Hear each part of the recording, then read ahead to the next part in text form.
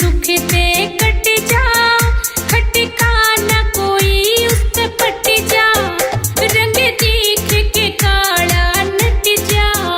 मन लागे जीते प्यारा, ये सब कहे लोग मेरा काला, मन लागे जीते प्यारा,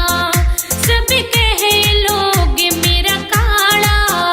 मन लागे जीते प्यारा।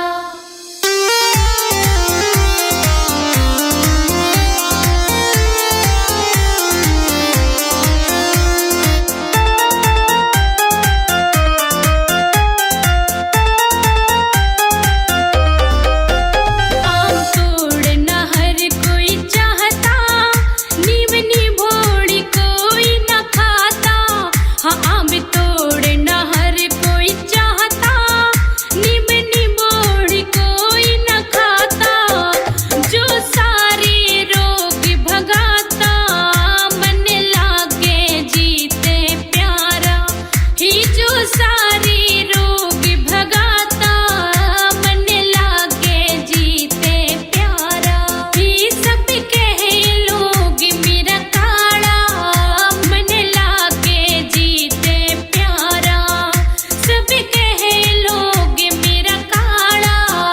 मन लागे जीते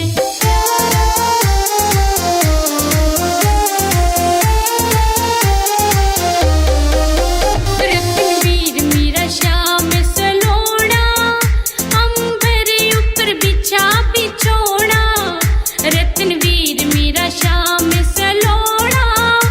अंबर ऊपर बिछा बिछोना,